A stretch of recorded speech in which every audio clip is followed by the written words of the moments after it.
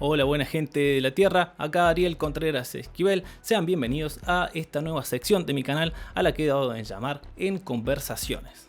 En esta sección la idea es poder compartir con ustedes experiencias, puntos de vista, algunas preguntas en particular a compositores establecidos dentro de la industria de videojuegos. Estos videos van a estar dirigidos especialmente a aquellas personas que vivan en Latinoamérica, ya que sabemos lo difícil que es construir una carrera como compositores y más como compositores de videojuegos desde este lugar. Yo estoy en Argentina y hace 11 años estoy construyendo mi carrera, por lo que sé lo difícil que es la cantidad de cosas y obstáculos que tenemos que sobrellevar para poder construir una carrera que nos permita tener un sustento a largo plazo.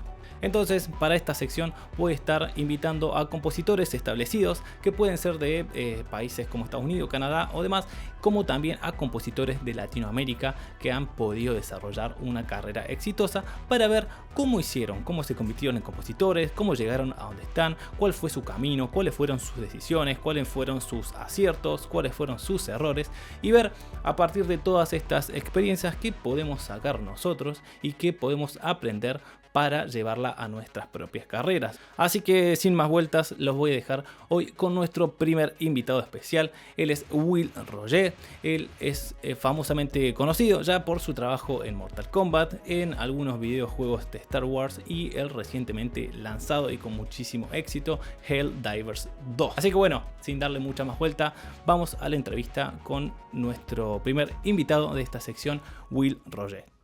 How did you become a composer from the very beginning of the story, way back? And how did you start with music? I don't know if you started later or you wanted to be a composer since you were 5 years old. And after that, how did you become a video game composer? Mm-hmm. Yeah, I mean, so as the story grows, I grew up in West Philadelphia, and I literally remember I was about 3 or 4 years old, and I guess we had some neighbors that were moving out, and they sold us their upright piano for like $20 or something. I mean, it was just broken, this like busted Wurlitz or industrial white paint. Some keys were already busted, and we never got them fixed. It was like just this crazy thing. But that's what I learned to play on. I think I was a very annoying kid, so they just lied about my age and got me piano lessons. They were like, "Oh yeah, he's 7. Go get rid of this kid." And so that was their way of babysitting, just having me go to piano lessons. But I loved it, very, very much from the start. And the interesting thing is, I actually started improvising on piano very early, like almost immediately. In fact, like I would be assigned to, oh yeah, you have to study these pieces or whatever. And instead of actually practicing the music that I was assigned to study, I would make up something on the spot that kind of sounded like it and that was sort of like a similar technique, which ironically is sort of what probably was a skill that, was later developed into composition later on. But yeah, classical piano all throughout grade school. And I didn't really know what I would do with it. Like I knew I would be a musician of some kind, but the idea of, what even is a composer? When you're talking about classical music, like you don't even know what a composer even is until later on. Because it just seems like all the music has already been written, by 1700s people like Mozart and whatnot. But eventually I played Final Fantasy VII in, I think, my ninth grade, freshman year of high school, first year of high school. And, I never had a video game system before that, but I was around video games, and, my friends had game systems, or, I would go to the arcade or whatever. But FF7 was the first time that not only did I notice the video game music, but it seemed like this is the career path that I want to take. I could always play by ear, and I would, play little ditties that I'd heard in the games. Like if I'd heard some really cool song on like an arcade, I could play it on the piano just by ear. But FF7 was the first time, I think, that I realized, well, wait, I can write this stuff too. What's stopping me? And I remember like I got some really cheap MIDI notation program. It was called like Music Magic or something. It was this ancient thing that was actually not even meant to let you create your own files. It was just a playback thing, but I found some way to like hack it so that I like save as and create my own my own music with it. So that's how I started. I did a lot of my own writing, mostly in this sort of like JRPG style back then. Very Uematsu and Mitsuda influence, Chrono Trigger, Chrono Cross, and of course Final Fantasy. All throughout high school, I did this. I did a lot of transcription of video game music as well.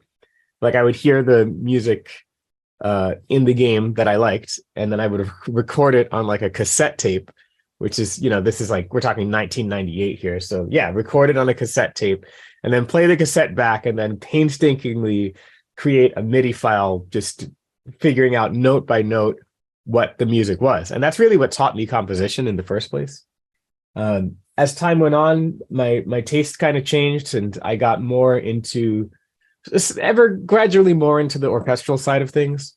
But still, I kept doing all kinds of different rock music, like video game rock music. So not legitimate, but like, fun little MIDI rock.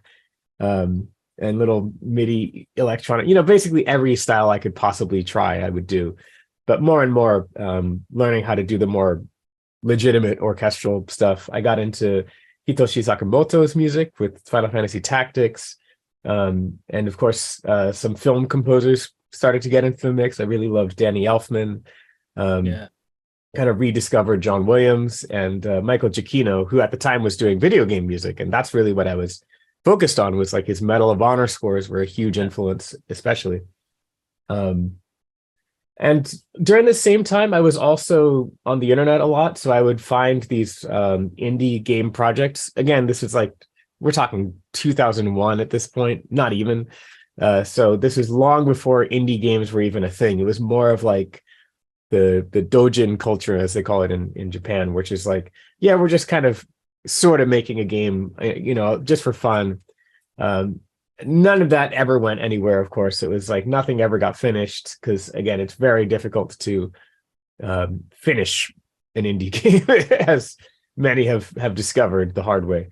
But, it was a great experience, lots of connections and whatnot. I went through college. I went to Yale University in the East Coast, USA, and I majored in music. That was not my first choice, but then when I saw my psychology grades versus my music grades, I was like, why don't I just stick to this? And we don't need to talk about my terrible computer science. One class I took in computer science, that's the end of that. But, I studied art music all throughout college. I sort of put the video game music aside for a little bit, just so that I could make sure, once again, to learn the more traditional styles of orchestral music, more with texture and more counterpoint as well, and orchestration, and the more 20th century art music techniques as well, more avant-garde type stuff. And it was an amazing experience, especially, I would almost say that, like, yeah, I had great teachers, but it was almost like the other students teaching, because we were all sharing our work with each other, and we could see like, oh, what's Kathy writing now? What's Eric writing? It was that kind of thing. Not even competitively, but just like we were so interested in just the beauty of composition. And I had an opportunity to work a little bit with like the Yale Symphony Orchestra. It's an amazing group. And yeah, I had wonderful professors there, and I continued to do some indie game projects throughout college. Once I finished college, I had joined the Game Audio Network Guild. I'm actually member number like 40 something of that group, which is crazy. Like, that's how old it was. We're talking like 2004 here. But yeah, I joined the Game Audio Network Guild, and there were forums, so I got to talk with audio directors who were really in the midst of things. Some time went on, and eventually one of my indie games had introduced me to a sound designer, Damien Kastbauer, who later on was hired at LucasArts as a technical sound designer. And once they were working on, I think, the Star Wars Force Unleashed series, they realized that their music department, which was just one person at the time, really needed to grow a little bit because it was just overwhelming. Um, so yeah, Damien recommended me for it. They interviewed a couple people, and they ended up hiring me for it as a music assistant, which basically mostly meant music editing and a little bit of implementation. So I moved out to San Francisco for LucasArts, and over the course of the first year, I did a lot of music editing, but actually I realized that the main thing we were lacking in the audio department was a true music implementer. And the reason why was because it was just a very technical process back then. It wasn't, it wasn't very, it wasn't drag and drop. You had to really like dig into people's Lua scripts. Lua is kind of like a Python style scripting language that the game was coded in. And it was just an enormous mess. And we were relying on level designers to hook things up, which just slowed the process down tremendously because their priority lists, music is very low.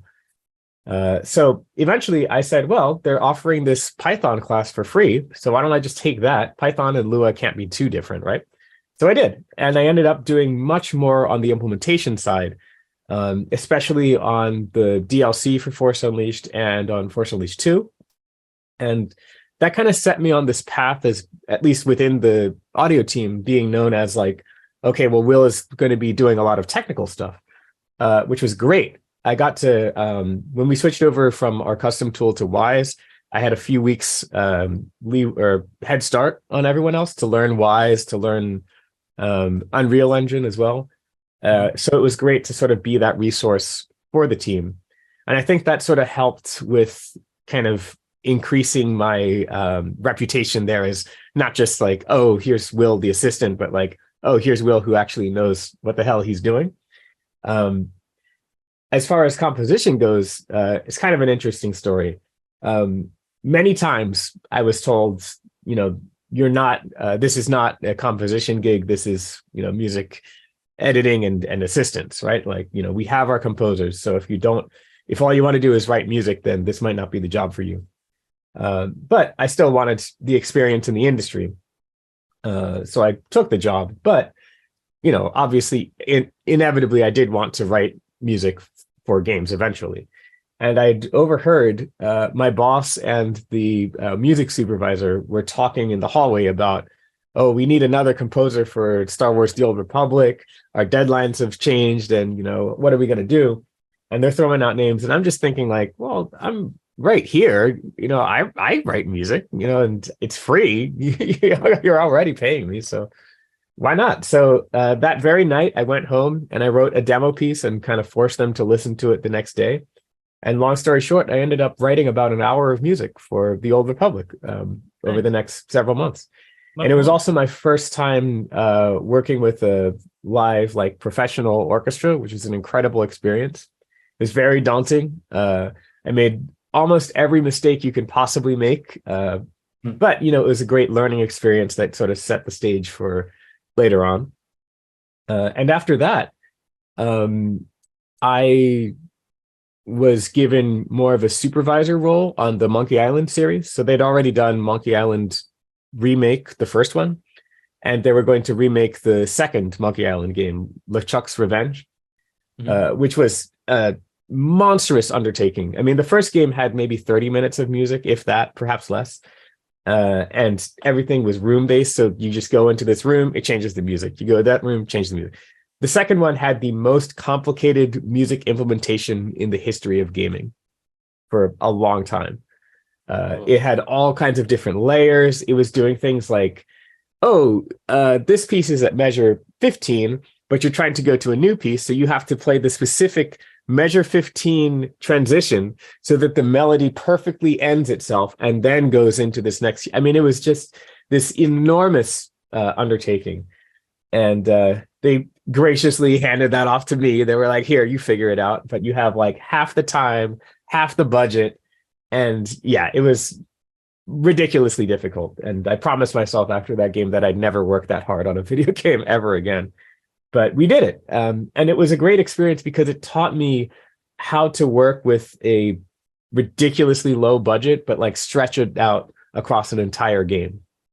Um, Doing things like, okay, well, we can't hire everyone for every queue, but let's make a spreadsheet and figure out priorities. Let's have like maybe one live player per queue so that it at least sounds decent. I learned how to play a ton of instruments, like just so that, you know, we could save money there, because the pool of money I was given, I'm not even going to say it, but it was like outrageously small. It also taught me how to manage other composers, because I was working with other three other arrangers for this.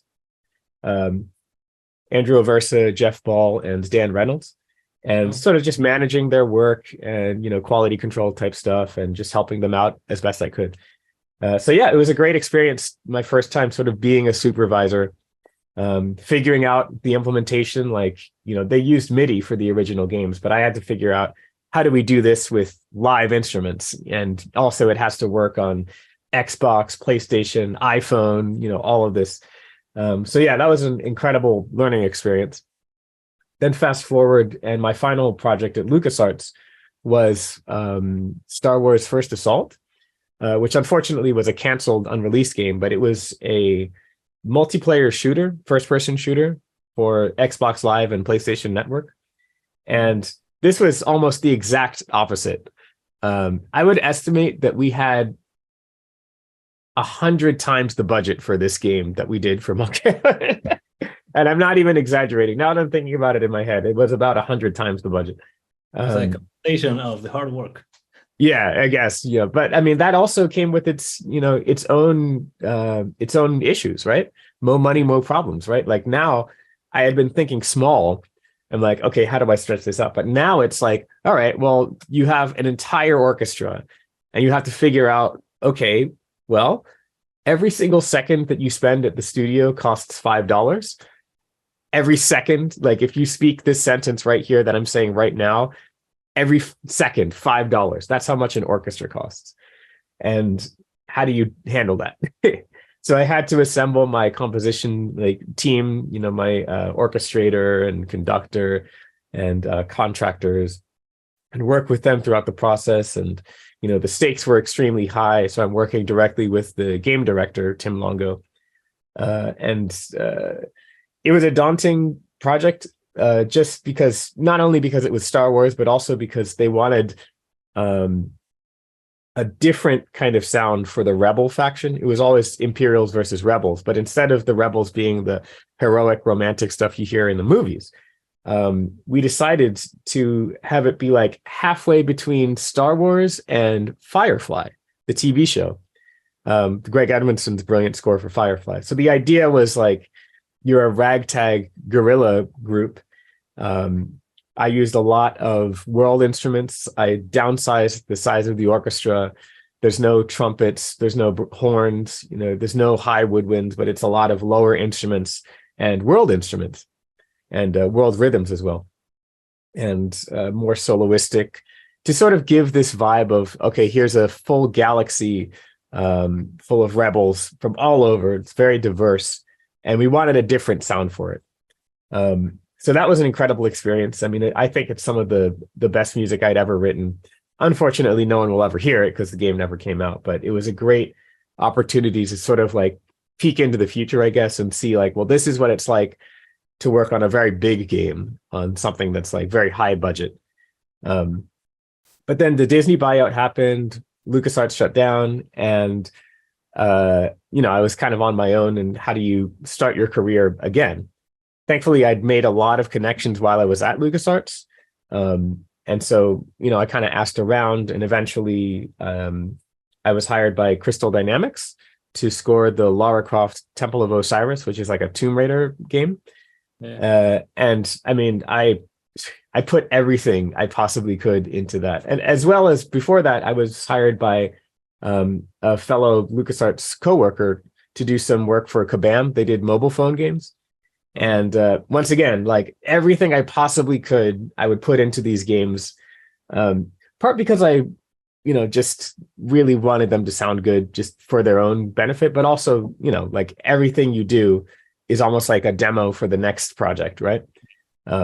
So, just made sure that, I recorded as many instruments as I could on my own for these scores, as well as on Lara Croft, hiring some of my friends.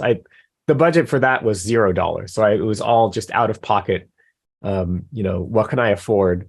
And I'd met some friends at a gaming convention, MagFest in Washington, D.C., that were very brilliant at their instruments. And I basically assembled a crew of soloists who could record over the sampled orchestra and just make it sound real. And that was sort of the whole trick behind that score. I actually did a GDC talk about it later on, talking about the techniques that I used to blend the live soloists with the sampled orchestra to make it sound like everything is live and not just like one in front of the other. But Lara Croft happened. I was very happy with the result. It even got some like award nominations, which I was ecstatic about, because I was just like, this is some tiny game. We have like no money added, but that was an incredible experience. I'd worked on sort of one freelance project after another. I didn't even mention this, but shortly after, it must have been after college and before I joined LucasArts, I founded Impact Soundworks, which is a sample library company.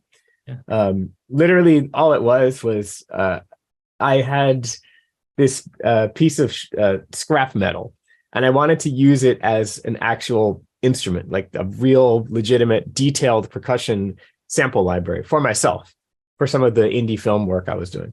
So I got the cheap, like $50 microphones, which probably now aren't even worth that. Went into a closet, put a bunch of like old egg cartons and jackets and stuff around to like dampen the sound, and just whacked it with a hammer. But with a lot of detail, lots of round robins, velocity, all that. And that became the sample library. I showed it to some friends on VI Control, which is like a forum for people who do scoring work. And I was like, hey, would anyone be interested in this? And they're like, please sell this to us now. And I was like, whoa, you pay money for this? How much money would you pay for this? And they told me, they were like, yeah, sell it for like $80, $90. And I was like, deal. And so I founded the company just to sell this thing. And then a friend of mine, Andrew Aversa, he was like, I want to do sample libraries too. And he's much more business minded, like way more than I am. So once we sort of joined forces on the next library, he kind of gradually took it over, thankfully, and he really grew it into an amazing company that, still, it's when I had, the reason I bring this up now is that when I went freelance after LucasArts, it's very difficult to start your career and start getting work and get the ball rolling, especially at first. And, there were times where it's like, I don't know how I'm going to pay rent, but because I kind of had Impact Soundworks as a somewhat reliable, quarterly royalty payment, then it was like, okay, I'll be fine for a little while longer. And that helped so much. So I'm super grateful for Andy for being so successful, and I could kind of ride his coattails along the way. Which is also like another thing to consider. I know a lot of people in film scoring especially, who maybe they don't do this with sample libraries, but with music libraries, they'll write library music and they'll make sure that it's well cataloged, and maybe they'll work with the library company. But that's kind of their way of generating passive income. It works much better for film and TV. Video games don't really have too much in the way of passive income yet. So film and TV, that's definitely the way to go. Awesome. But yeah, that's kind of the long-winded, sorry for taking so long, but like long-winded story of my journey into freelance music composer. Yeah. Awesome. It's very interesting. Also, I have a couple new questions sure.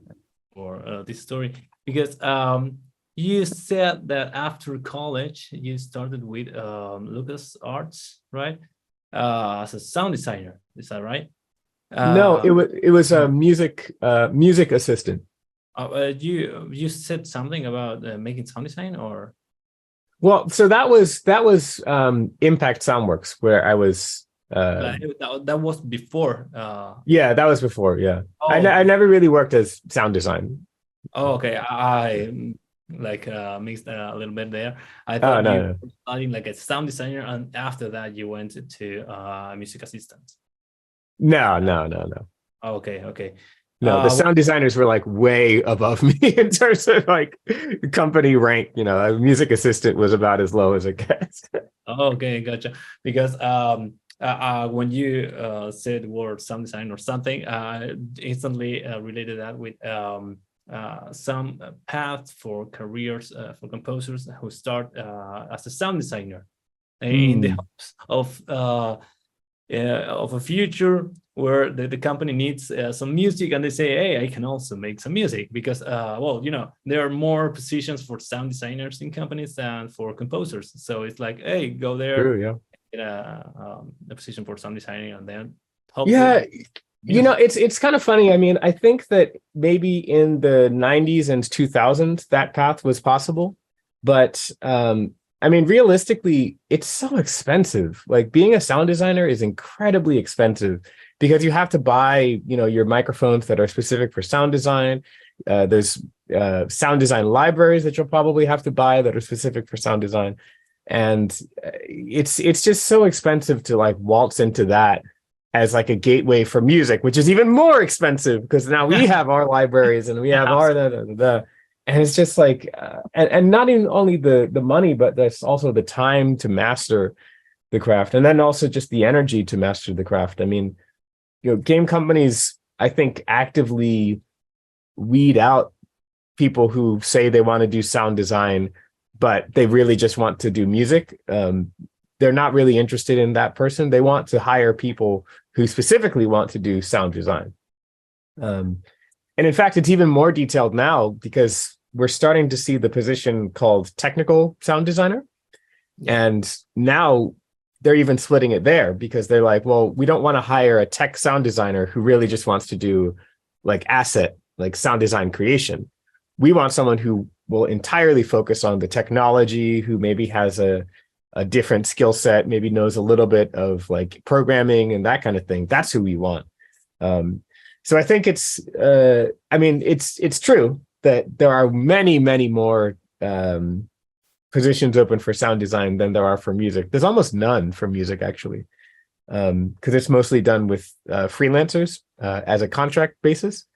But I would still definitely say it's better to focus on, if you want to do music, focus on music and make friends with sound designers so that if you get hired for, say, an indie game or some game that, at a company that does not have its own internal sound team, you can then say, okay, I will focus on the music, and then I'll put, you know, I'll subcontract to my friend to do the sound design.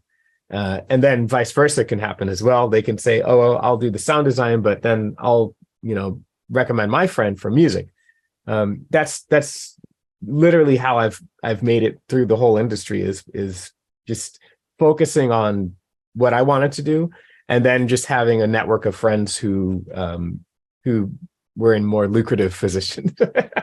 Yeah, well, that's very interesting because I've heard like the other advice, like say, oh, you Hmm. can sound design, so you then can get into you like breaking into the game industry, and then you can trying to do both, and hopefully you get to make some music.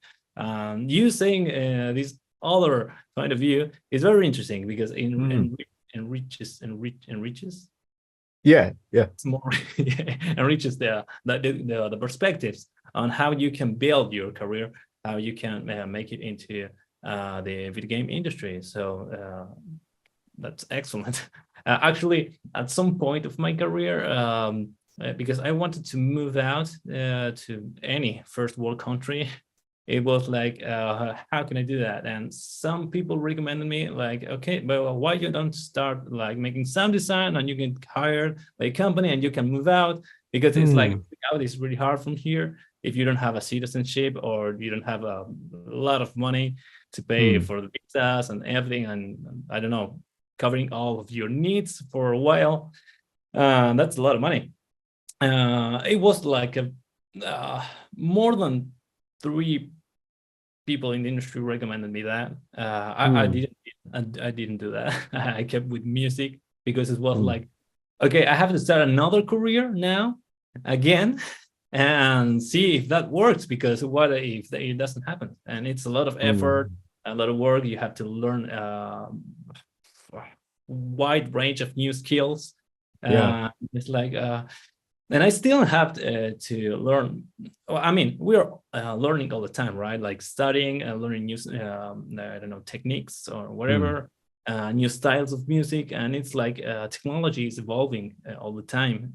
It's like you cannot stop learning music, and you also have to learn some sound design. Sounds like a lot. So I had to think on some different kind of new strategies that might just work for me, or I don't know.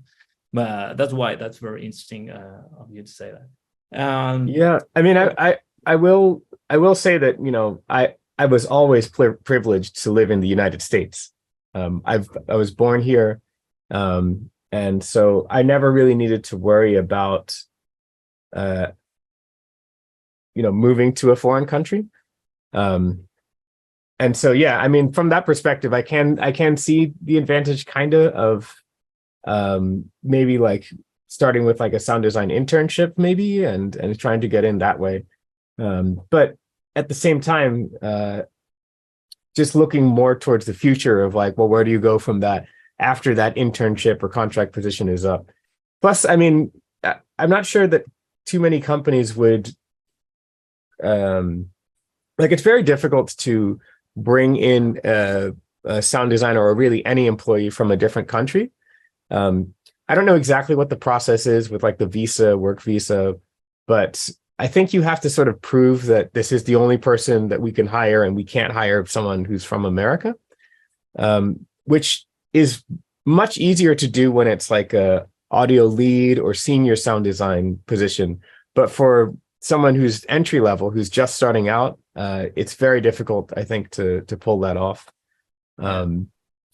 So yeah, it's a tricky one. I mean, this is a debate that's been going on forever. It's like, do you get your start with one thing, or do you just stick with it, you know, stick in your lane and just do as best you can there?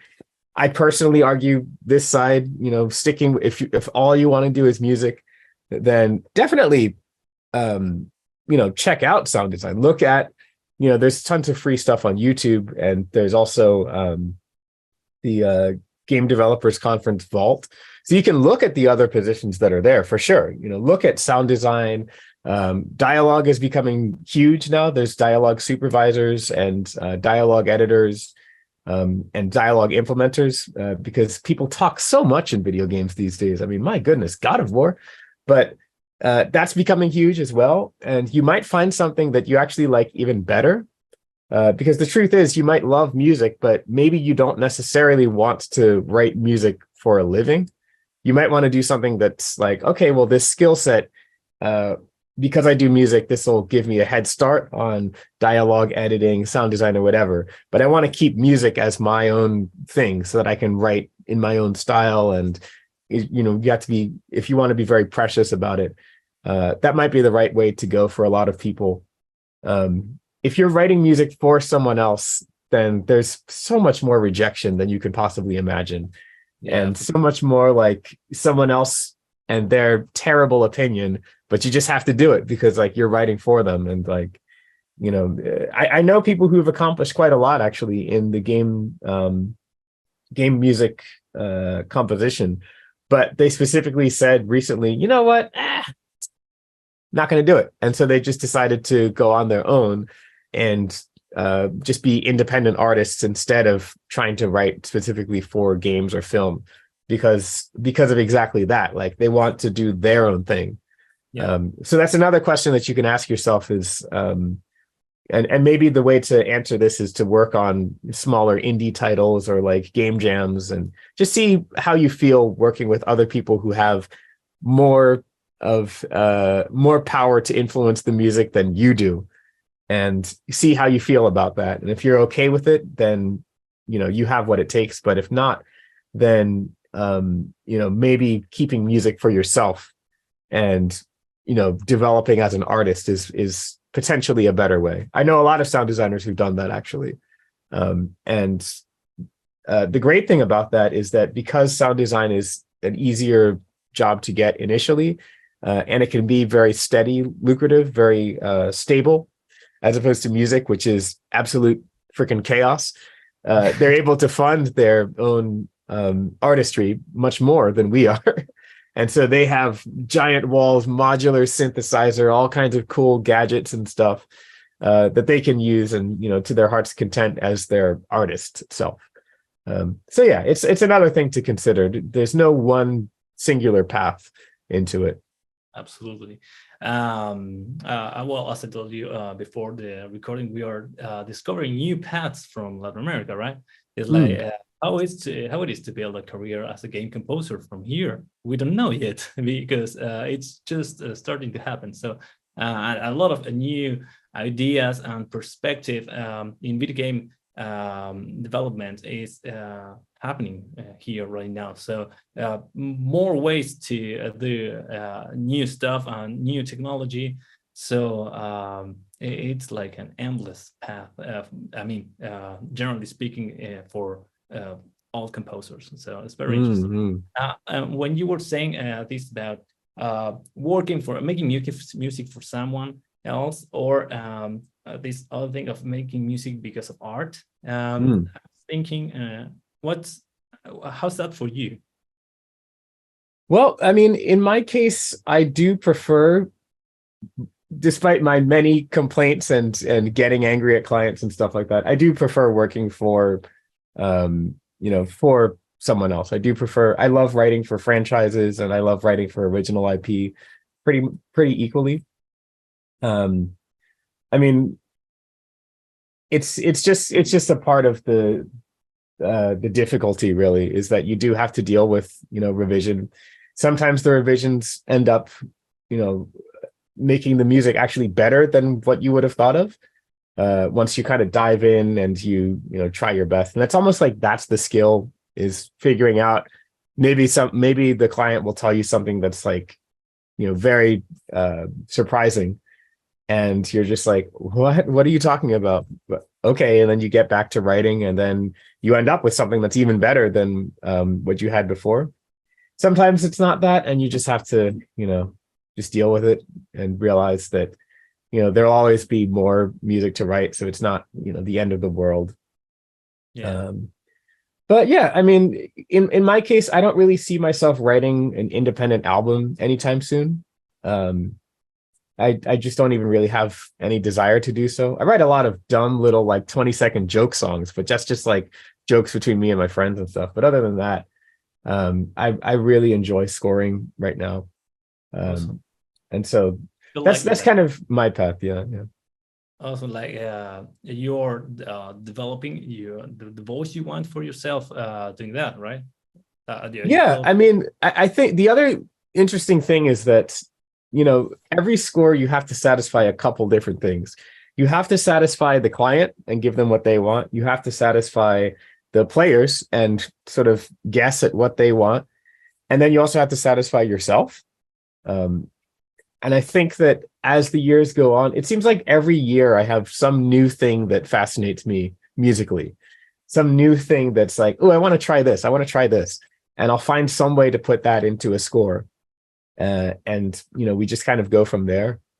Maybe it's a new synthesizer you want to use, or maybe it's I don't know, some new harmonic technique that you heard this in like a song or a film or whatever, and it's like, oh, I want to try that. I want to try that.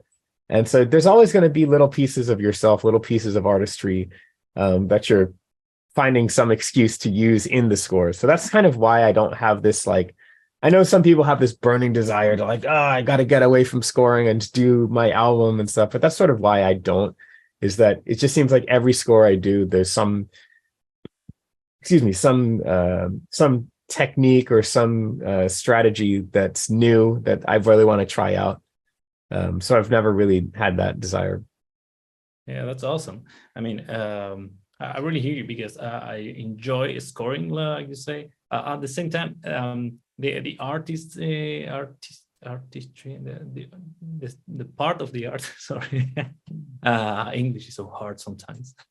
Yeah. The artistry is the word. Artistry. Yeah, artistry side of making music for game. I mean, of making music is very strong in my feelings. It's like I wanna say what I want to say, but at the same time, I love making music for games and for films. So I try to marry those ideas as much as I can. And when I have some free time or whatever, try to develop those ideas and try to understand how to make that work in the business.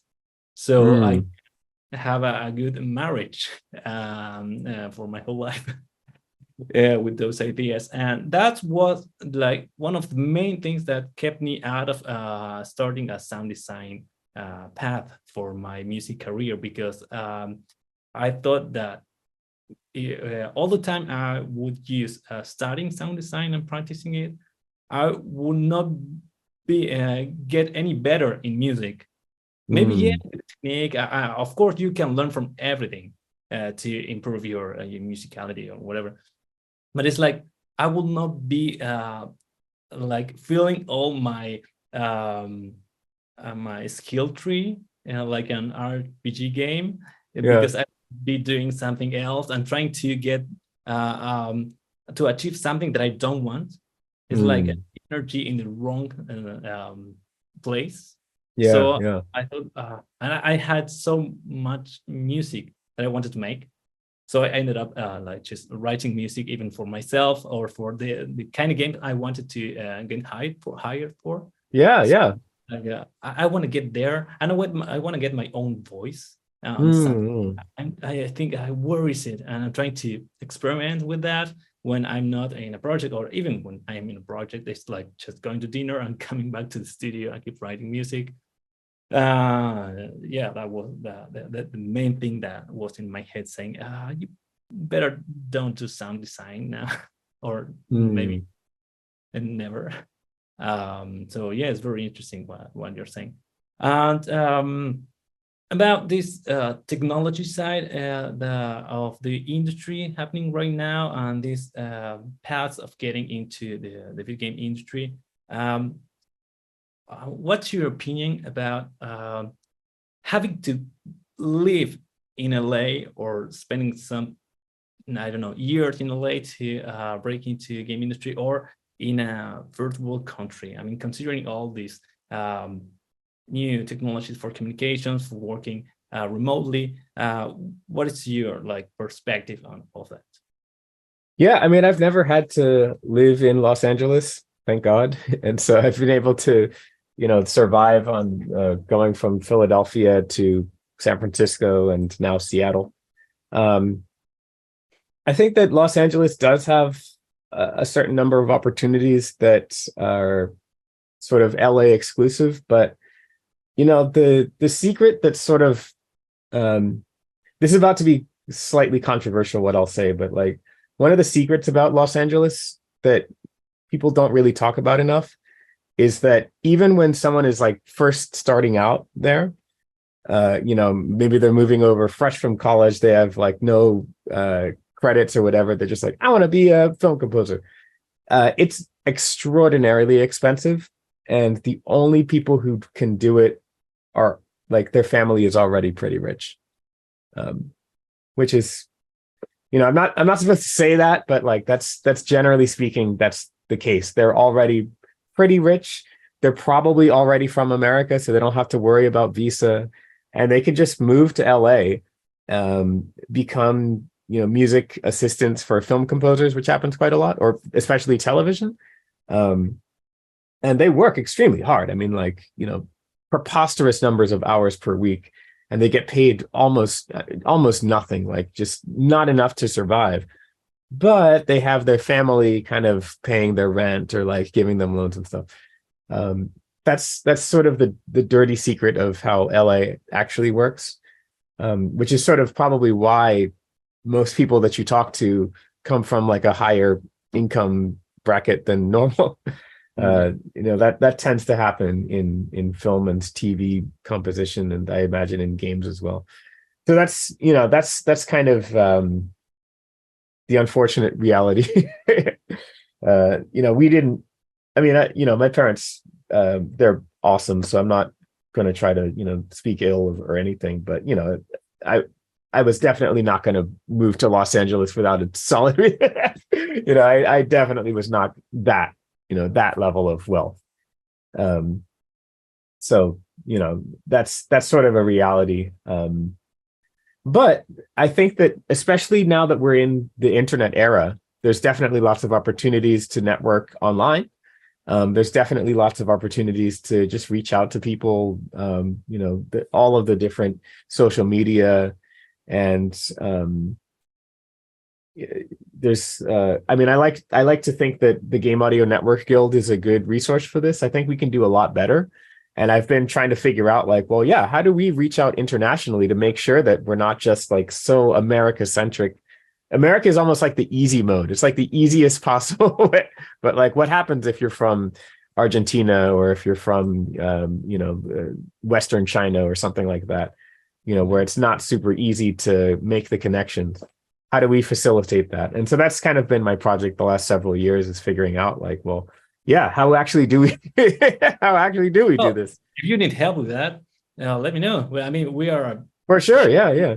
Latin America, and we are getting organized every time a little bit better. So here we are. Actually, think of joining this year finally to the Game Audio Network Guild. So cool. Yeah, I think I can do for help. Yeah, for sure. I mean, one of the nice things also about technology, this doesn't really have to do with music directly, but we're getting so much great free resources nowadays for game development. I mean, Blender, the CG program, is free. It's always been free, and it's amazing. I mean, you look at some of the stuff that people do in Blender, and it looks like it can rival Transformers movies. I mean, it's so good. Unreal Engine, you can at least get, there's some way to get Unreal for free, and you can develop an entire game, and then you just have to pay a percentage or something. But there's that as well. And so there's just so many more opportunities now, I think, than there ever were before for just making something. And I think that's the most important thing, is just start making something. It doesn't have to be great. You don't have to make The Last of Us as your first game. Just getting people together who are creative and making something. And there's so many learning resources out there. It just feels like it's only a matter of time before we start seeing really, really wonderful and internationally renowned content coming out of South America. We're already seeing a ton of talent in the CG world. I think in Brazil, especially, tons of CG artists out of Brazil. Many of them, unfortunately, they'll just immediately move away from Brazil and then come to Los Angeles, which is oh, okay, well, but hopefully eventually. Part of Mortal Kombat 11 was made. Well, Mortal Kombat 1 also in Argentina was made. That's why. Oh, really? There was a developer company that helped out with it, or art. Art. Yeah. That happens a lot, actually. There's a lot of what do they call it? Outsourcing art houses. There's probably a better term for it. But internationally, and I think that's a great way to collaborate. And I'm not exactly sure how that can help with the whole game audio side, but when these companies get more established, eventually sometimes they might split off and be well, let's become a developer. So again, it's just a matter of time. Maybe that's actually the answer, is that when you're in America, it's easier to be I'm going to do this in 2-3 years and then but it's best when you don't have the luxury of just already being in America to think maybe okay, well, how do I survive for 5 years? Because that's how long it takes. Whereas in America, it might only take 2 years, for the same sort of thing. I always do say that it's more about the friendships that you make, because those eventually come back.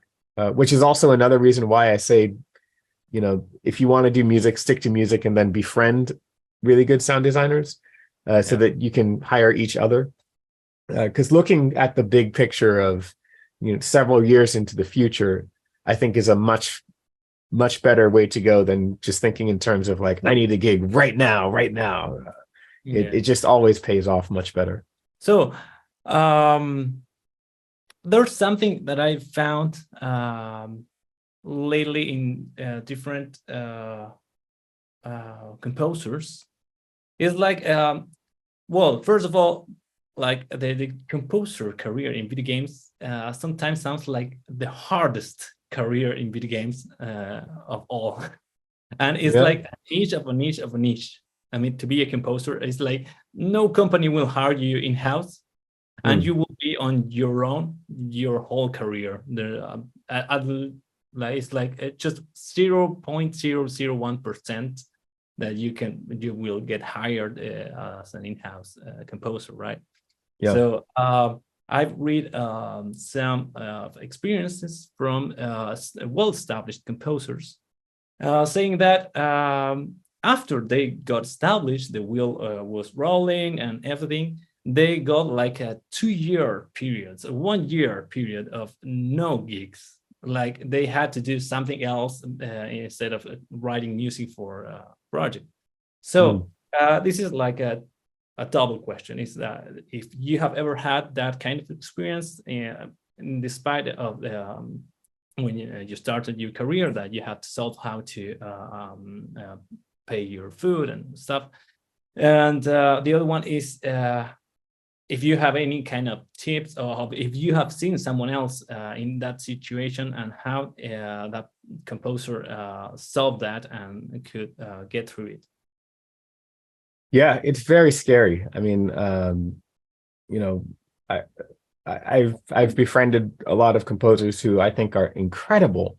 I mean, just unbelievable legends in game music, but they haven't really had any big titles in quite a while. And it is very scary to think about that, like, oh yeah, you might be hot like right now, but then 2 years later, then it's like nothing.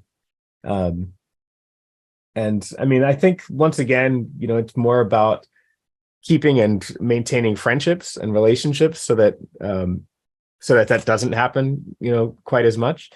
But also using your time wisely. I mean, once again, like the only reason why I did that sample library and founded Impact Soundworks was because I had like a month or so with like nothing to do. I was trying to do like a film score, but then the timing didn't work out or something like that. And so I just had a block of time where I had like, well, what else am I doing with my time? And so,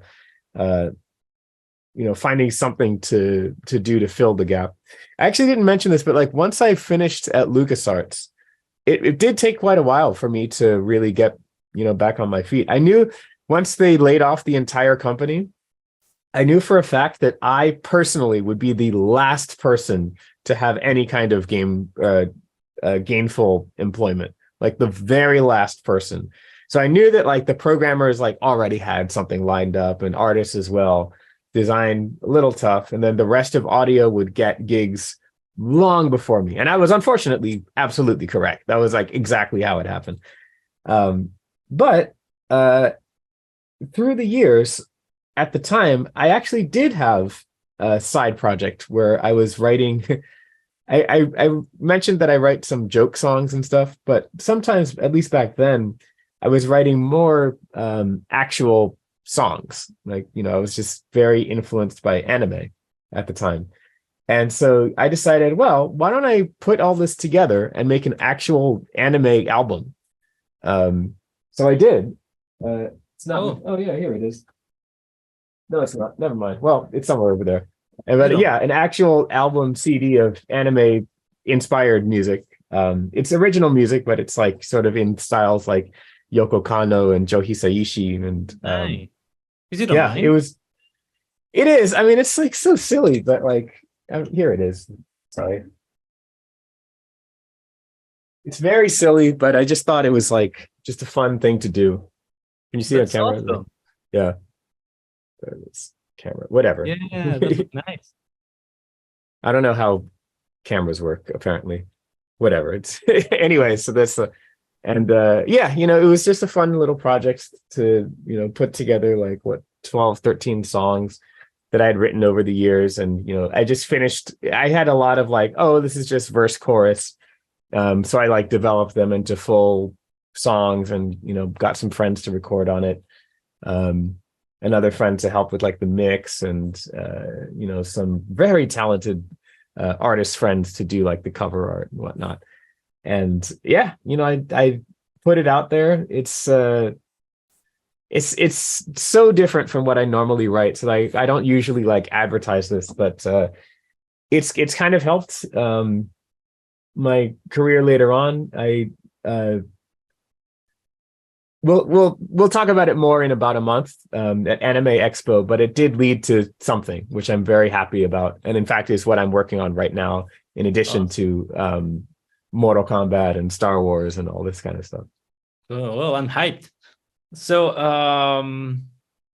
another thing is, how did you feel that is different from when you started as a composer, when you were trying to break into the game industry? What was different then, and how do you see things now for the upcoming composers? Yeah, I mean, when I was first starting, it was a lot more of like we say ivory tower, which was like, okay, here's the people who are in-house, they're working, and there's a huge separation, and then there's you like way over there, and it was so inaccessible. You could never even dream of talking to whoever the big named composers were at the time. But now everyone talks to each other. There's Twitter. Anyone can, if anyone wants to say like, Will, I hate your music, you're terrible, then they could just go on Twitter and say it now. So it's like, it's awesome. Yeah. But, back then it was much more, it was much smaller and somehow less accessible, which is sort of a ironic concept, but like, now it's way bigger. There's lots more opportunities, but it's much harder to I think it's easier to do something and get a foot in the door now, but it's harder to like proceed from that, because there's just so many there's so many composers and so many who specifically want to do video game music now, and there's a lot of projects, but it's like now it's like, well, how do you move on from assisting one composer on one thing to being the guy or on another thing? I think that step is harder now. The technology is kind of interesting because now it's just like, honestly, everything sounds good now, which is something that we're taking for granted, I think. Like every soundtrack sounds good. And I'm not even exaggerating. Like they all sound good because the technology is advanced to such a degree that even if you don't have any budget, there's a spreadsheet that I'll share with you later. Like there's so many free tools out there, and there's so much stuff that's like really high quality, very good, better than something you would have paid $1,000 for, 20 years ago. But now it's completely free. So everything sounds good. And back in the day, that wasn't necessarily the case. There was quite a range of production quality. And, that was sort of divorced from the music composition quality. Whereas now it's like, the nice thing is that really the only thing that kind of matters is the composition quality, because the production, it's like, if you just work hard enough at it, then you can probably get your production to like at least an acceptable level that gamers themselves are going to not notice that you have a $0 budget or something like that. Yeah.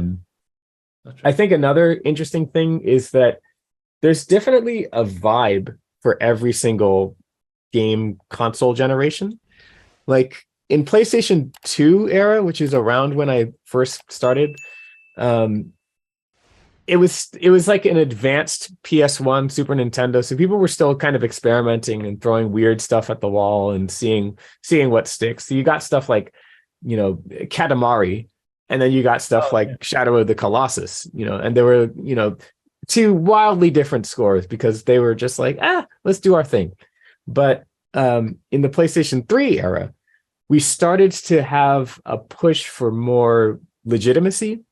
So it was like, okay, I'm doing an epic game about dragons, and I want an epic fantasy score. Well, in the past, you might have had like an in-house composer to write it, or you may have hired someone who just does a lot of, video games. But now, in the PlayStation 3 era, you're going to hire John Debney. You're going to hire like a huge name Hollywood composers. Like, I'm doing a game about war and shooting people, fighting or whatever. I'm not going to hire, someone who only does games. Let's hire Hans Zimmer for this one. And they did Call of Duty, so you started to see a huge influx of like film composers in PS3 era. There was also really creative scores that were written by people who don't even do scoring, but they're just like, artists. Like the Infamous series, they're always high. Like Amon Tobin actually did the first Infamous game, an amazing score for that. So you're seeing a lot of that push for legitimacy, like we're doing this, so let's just get the person who does this rather than someone to sort of imitate that. But then in the PlayStation 4 and 5 era, where we are now, I think that we're less about getting the perfect sound for something. We're less about like, oh, let's get the person who does this exact sound. Let's get the fantasy. We're less about that and more about blending things together and having interesting combinations of things. So like Spider-Man Miles Morales is a good example where they were like, okay, well, yeah, this is a score. It's a superhero movie, but we want to incorporate hip hop. So let's put together John Paisano with like a hip hop artist to sort of collaborate and make something new. Or like Death Stranding, for instance, it's like, it always lives in this space where it's like, okay, did Ludwig write a score or did he write a song?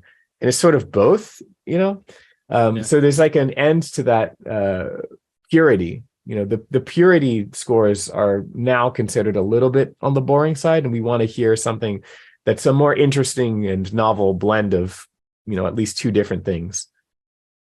Nice. That's interesting. Actually, it's very interesting for how do you like aspiring composers or even established composers, I don't know, can think of their own music, right?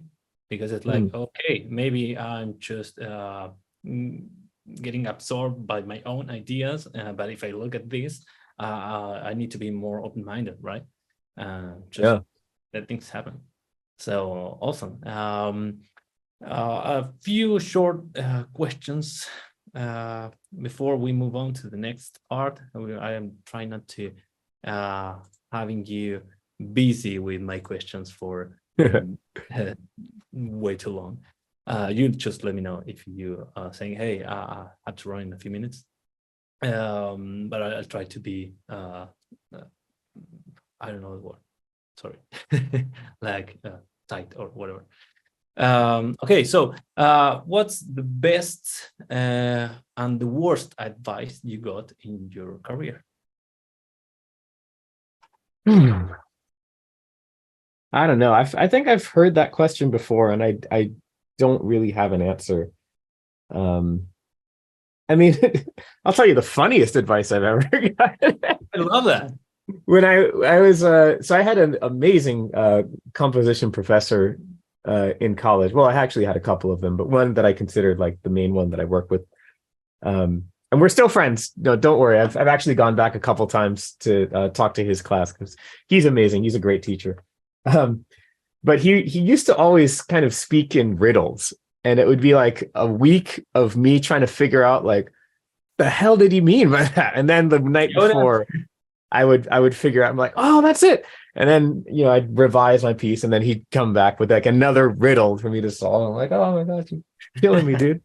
But my favorite though, I had done an arrangement for the Yale Symphony Orchestra for like their Halloween pop show of like a disco piece. It's called Car Wash, like looking at the car wash, like that song. And I tried my best with it. I had like different ways that like the woodwind section would mimic the guitar, little tricksy things like that. So I bring the score in to him during our next lesson, like, oh yeah, Professor Sutter, I also did this. And he looks at it and he's like, whoa, this is, really, really detailed stuff. And, I love how you're doing you should consider doing disco arrangements instead of video game music. I mean, that's probably way more lucrative. And I'm like, yeah, sure. I'll consider that. So thankfully I did not take that advice at all. And, he turned around like, almost immediately after I graduated. He kind of realized like, oh, actually video games are the real deal, and it was so great. Like, just like as the relationship developed and now we're more like, well, kind of peers. I mean, it's weird how your professors are always like above you, no matter what, but like just closer to peers. And, just talking shop with him was just like so cool, to have that opportunity. As far as best advice, I don't know, man. I don't know if I really follow advice very well. Sometimes that's a good thing, but like other times it's like, in one ear, out the other. I'm not an incredibly bright person. Some things randomly that some people have told me, Peter McConnell, who's a brilliant composer, he's worked at LucasArts since the beginning. And honestly, he's arguably the greatest American game composer out there. And I remember when I was working on Star Wars First Assault, that like my first like gigantozoid, huge budget thing while I was still at Lucas, the final project that was unreleased. I worked with Mark Grisky, who's another brilliant composer who also worked at LucasArts, as my like contractor. And I would occasionally, we would just call each other on the phone and, talk shop and stuff. But sometimes I would talk to Pete and just honestly just get his advice on stuff like how do I deal with all of this? And it wasn't even questions like specific questions. It was just like, if there's anything you can any knowledge. And the one thing he told me was like, just think small. You have all these resources and you have all of these instruments and stuff, but like just think small. What's like the minimum that you can do to get your idea across? And that's the way to go. And I did not take that advice at all. Unfortunately, until much, much, much later, like literally only the last couple years, when I realized like, oh, that's what he meant. Like, you don't have to have everyone playing at once. You don't have to have like every single technique, every single whatever. But like, if you approach a scene or a cue or whatever with like, well, what's like the minimum to get the idea across, and kind of go from there, then it's like suddenly you have a clarity in the writing that wouldn't be there if you just thought like, oh, I have to add this, I have to add this, I have to add this. It's a lesson that I still have to learn for sure, but it is just a good mindset, and I appreciate that he gave that to me for sure. Yeah, it's a great advice actually, and you're now sharing this with all of us. So we have that advice with us too as well. So that's fantastic. So awesome. Those are great stories as well. So moving on, do you have or would you like to give any kind of advice or recommendations for composers or aspiring composers living in Latin America? Like specific for Latin America, it's weird because like I don't really know too much about the game development scene there. Or maybe for company, for people living in countries outside of the main countries like London, London country, but I mean England, Canada, States. I don't know. The countries. Yeah. I mean, well, first off, YouTube is your best friend. Everything that you can possibly learn is all on YouTube. Unfortunately, and this is one thing that I've been trying to work on with the Game Audio Network Guild, it's not always translated. It's not always localized, all of the lectures and stuff on game audio and on scoring, which does suck. It's very unfortunate because one thing that I learned about Japan is, and I'm sure other countries are the same, is that like English proficiency is like a luxury.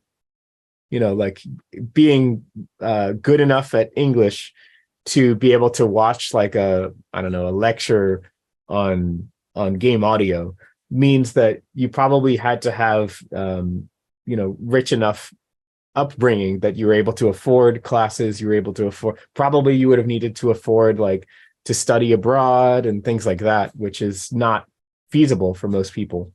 But that's something I think that Audio Gang can definitely work on for sure. You know, that's kind of been my project for the last several years, is like pick some lectures that'll be very useful to a wide variety of people, especially in, you know, game audio, game music, and get them translated so that we can help people who don't necessarily speak good enough English that they can listen to some stuttering game audio person who doesn't speak well anyway in their native language.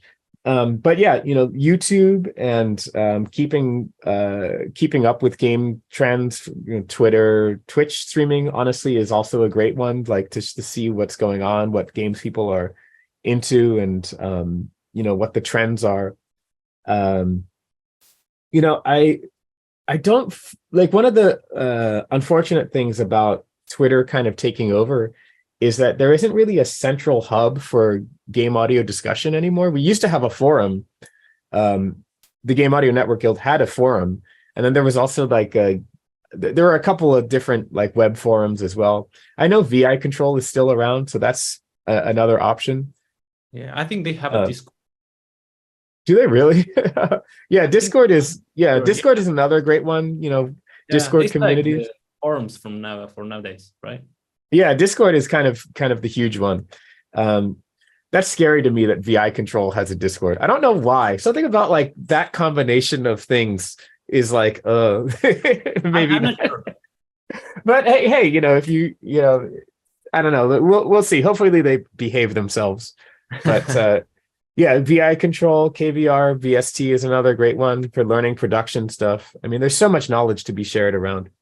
And I would also recommend, especially if you are into sound design specifically, you can follow hashtag Game Audio on Twitter, and you'll eventually find a lot of amazing sound designers who are working in-house and extremely generous with their techniques, as well as their time reviewing sound design demos. And some of them even develop, like if you're into Reaper, the DAW, which is what I use, and almost everyone in game audio is using it now. There's so many resources out there for Reaper. It's like hashtag Reaper DAW, DAW, and game audio, and you'll find a lot of game audio professionals who are making tools for Reaper for game sound design. Like, I don't know how to pronounce his name, but Nick Von Kanel, who I think is at Respawn, he's got a whole suite of amazing tools for sound design.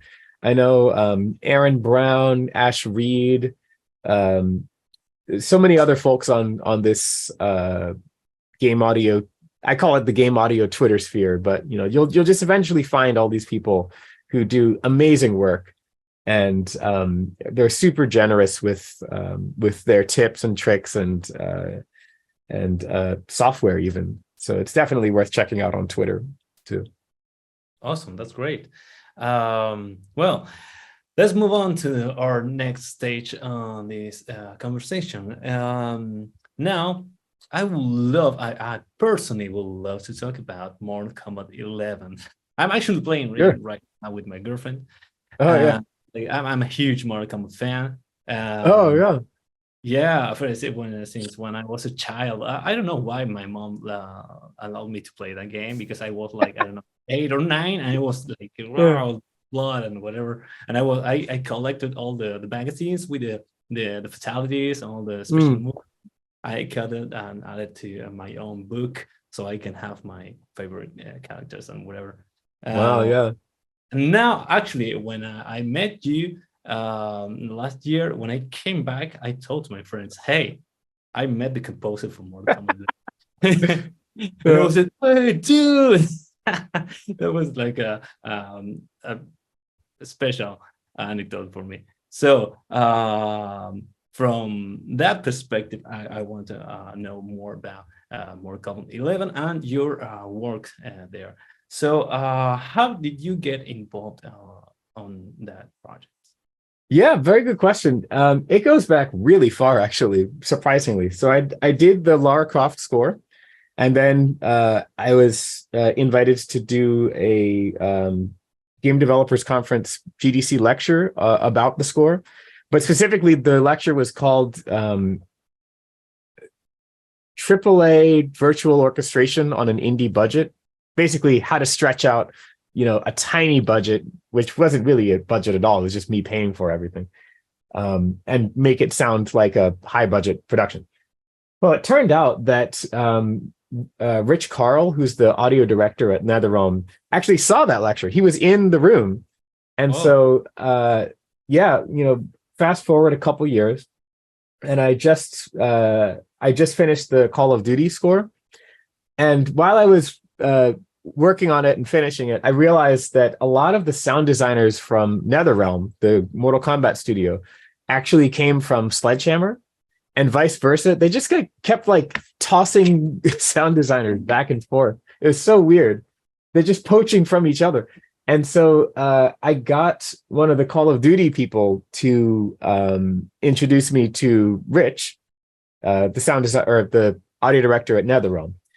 And he mentioned like, oh yeah, actually, I wanted to talk to you because I saw your lecture, a couple years back, and like, yeah, let's get going. And so he gave me like a PDF file that sort of talked about the story of Mortal Kombat 11, and I did a demo for it. I guess they got a couple other demos from other people, but they chose mine, and that ended up being the main theme of the game. Is basically just the demo that I wrote for it.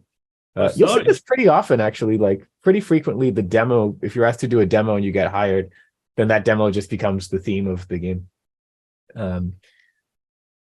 But we just immediately went from there. He's been incredibly generous. Because Rich is a composer himself, he wrote some stuff for the stages in the game.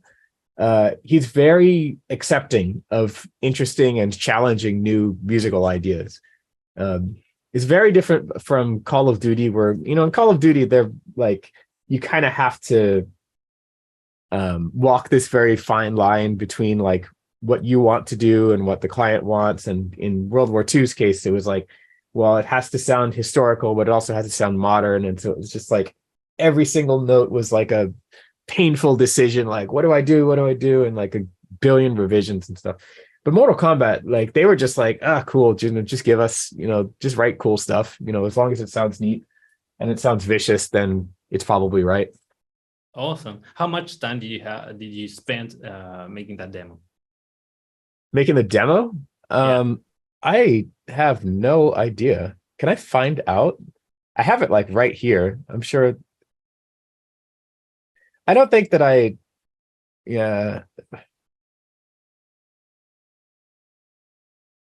yeah, there's no way I'm going to be able to figure this out. That's all over the place. But I mean, I think maybe a week or two, maybe 2 weeks, nice. Probably. Nice. That's usually the standard. Like 2 weeks to a month is usually the standard. Okay, for one track, or yeah.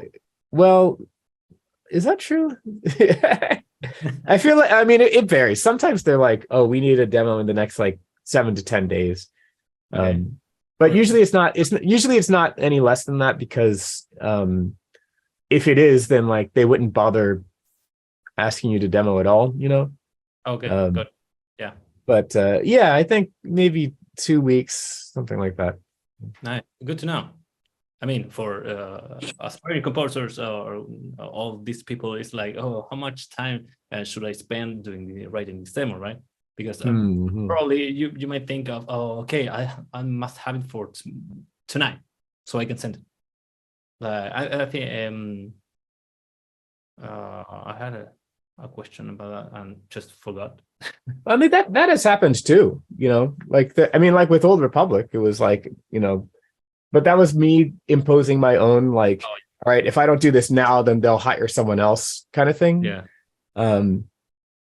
I'm sure it's happened, like the Call of Duty mobile games as well. Those I only got 1 week basically to do like the entire score. Cool. So it was basically like you have to like all the stuff that's on YouTube from them, like the main themes was like 2 days maybe, which is not easy for sure. But I mean, I wasn't really demoing. It was like, I mean, we'll put whatever you write into the game and then we'll have our revisions.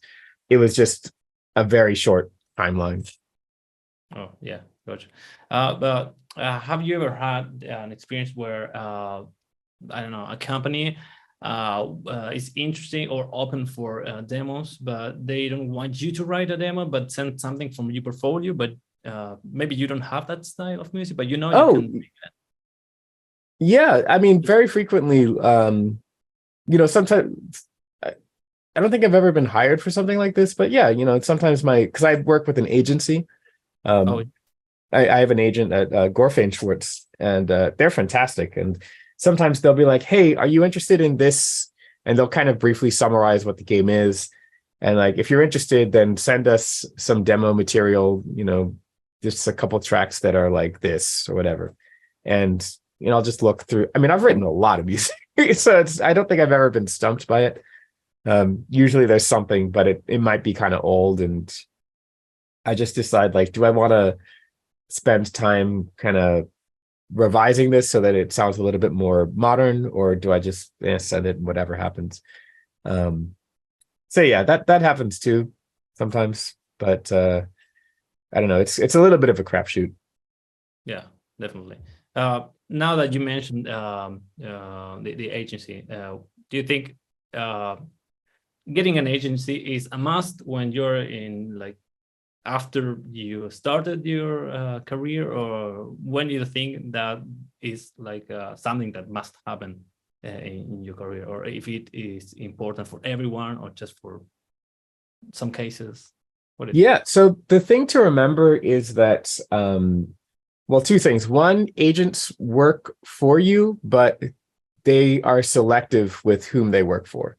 And the reason why they're selective is because it's their job. Well, part of their job is to kind of sell you to potential clients. And, if you don't have like a certain number of credits already, then it's like it's not really possible for them to say like, oh, you need to hire this guy because he or she is, good at whatever. And it's like, well, okay, but what have they done? And then the conversation kind of ends.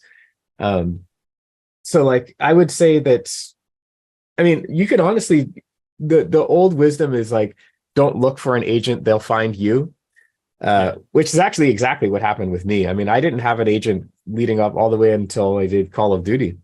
And, Call of Duty, I just hired a lawyer to look at the contract, and he was like, yep, looks good, whatever.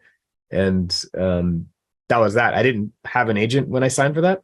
But it turned out that every single Call of Duty game, like throughout the entire history of Call of Duty, was negotiated by one agent over at Gorfain Schwartz, Cheryl Tiano. And so when they ended up hiring me, the head of music at Activision just hit me up and was like, yeah, we're just going to hire you. Don't worry about it. Just hold on for a little bit. And then, we signed the deal. I kind of started working. And he himself called up Cheryl, the agent, and said, hey, yeah, we just hired this guy from Philadelphia, some kid that we don't know who the hell he is, but we hired him for Call of Duty. Did you want to get in touch with him? And she's like, yes, I do want to get in touch with this guy. Who the fuck is... Oh, sorry. But no, she was like, she absolutely amazing. We met at GDC, and she kind of explained what Gorfain Schwartz is all about and their style of working with composers.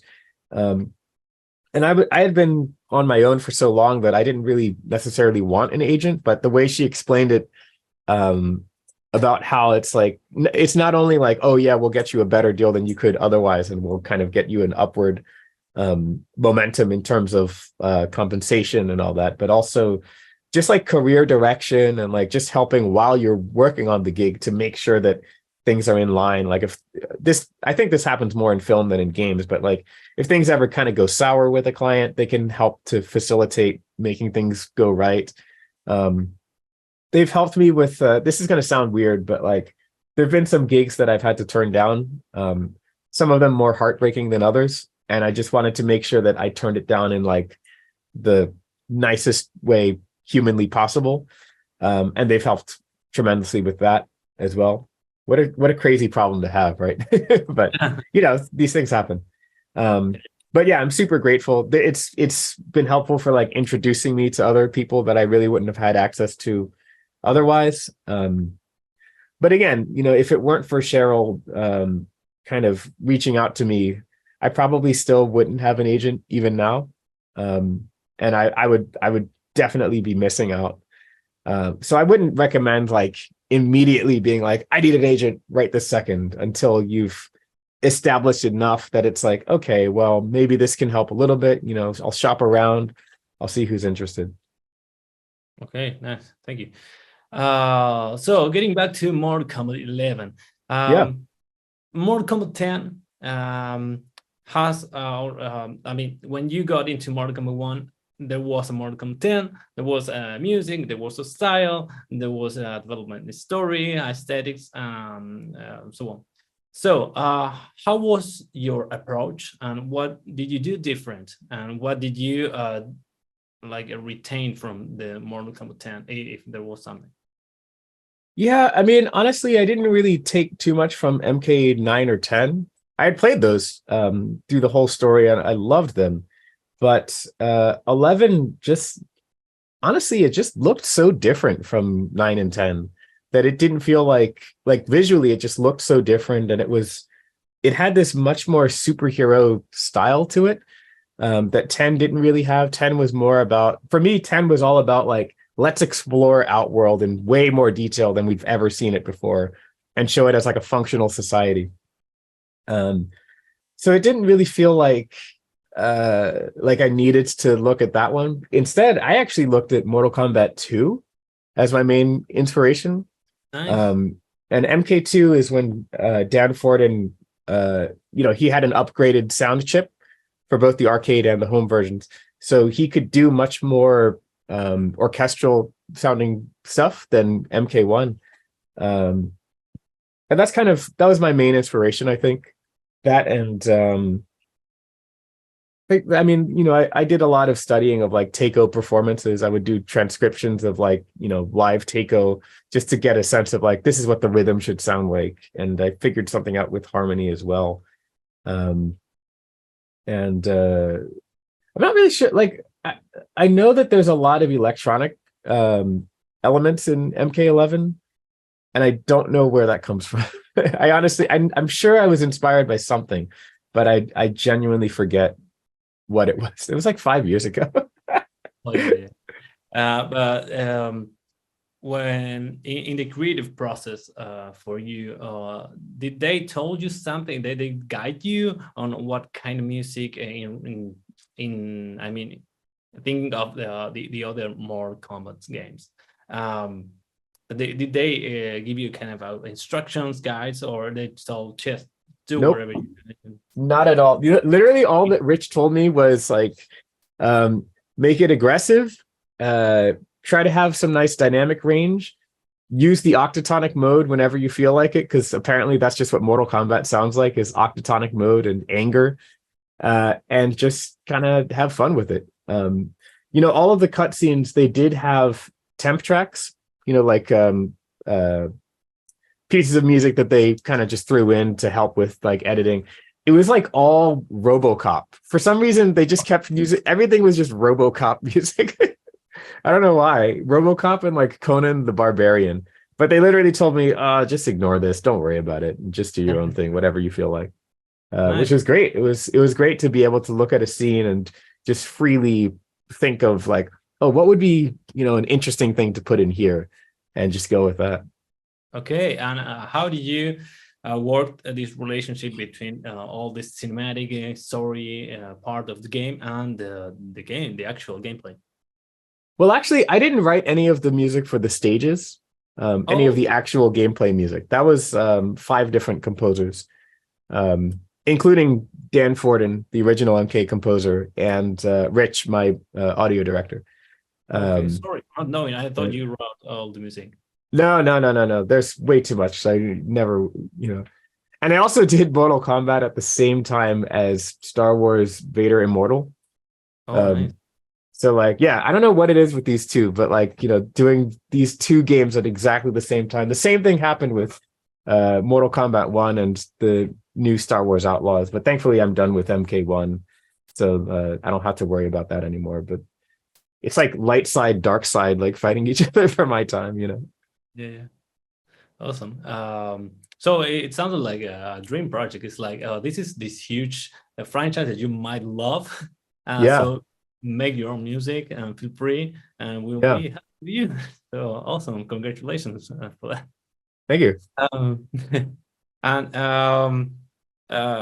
for Mortal Kombat 11, did you work with live musicians or you recorded all yourself? Just libraries? How was that? So it was the exact same situation as with Lara Croft. There was no live music budget, so everything was just out of my pocket. Okay. Which is not ideal, because I'm just one guy, but thankfully my pockets were a little bit deeper by the time I got to MK11. So yeah, I hired a lot of the same musicians that I had on Lara Croft. A lot of them are right back in Mortal Kombat 11. I did hire a live orchestra for the main theme. Same thing with Mortal Kombat 1. The main theme and one other piece, which is great. It was the Budapest Scoring Orchestra, and Oh, yeah. we recorded remotely. They're very they're very good, but they're also very cost effective, just because the way that the dollar compares to Yeah. whatever money they have in Hungary. Which, Yeah. sorry, I'm American. We suck at geography, but whatever money they use in Hungary, euro, I don't, whatever it is. We understand that here. So Yeah, whatever it is that it compares favorably, so it was relatively very cost effective to record there. And yeah, I played a ton of instruments for that as well, just part to save money and also to save time, because it's like sometimes it's not really possible to convey in like notation exactly what you want. I guess I have like a style of flute playing that it's like, yeah, I'm not the greatest flute player ever for sure, but like it's really, I have no idea how I would notate what I want. So if I had a solo like that, then I would just play it. okay. Same with guitar as well. I would play a lot of guitars and other weird instruments that, Yeah, definitely. So when you record yourself and instruments, like it's not like just plugged, and then when you have to use the microphone, you are the technician and the musician at the same time, or you hire someone else to just handle the computer and just focusing on recording something. Nah, dude, it's the same mic I have like right here. Awesome. It's literally just like a $50 mic I have from Monoprice, and a 57 Shure SM57. And that's like it. That's all. like Huh? I mean, sounds like an interesting like advice. It's like for something AAA, recording your own instrument, you don't need the most expensive microphone. Oh, Right? no, not at all. No. I mean, That's it's all. more about the room. Like the way I did my room is it's all curtains. Okay. You can kind of see. I mean, this is where I Yeah. record and do everything. So like, yeah, it's got like curtains everywhere to absorb sound, and then a little bit of foam at the ceiling and stuff. But like, yeah, I mean, it's a decent enough sound to record pretty much anything here. I don't have great bass response because it's just like it's a room. But that's a great place to have a combination of live and sample library. So often for percussion, for instance, I have a djembe that I'll play, and then I'll layer that with like whatever sample library percussion, so that you get the full spectrum of sound from that. Yeah, I have the same actually. I have the Nice. I don't know the same microphone, but I have my djembe, the cheap mic, and try to put everything here and mix it with the sample library. So Yeah, it makes everything sound alive. Yeah. Absolutely. Well, that's awesome. You're making me happy now. This is like a huge news. I'm ready to sound AAA. Absolutely. What I was going to ask, I had that in, I forgot. And doesn't matter. For the Star Wars games you worked on,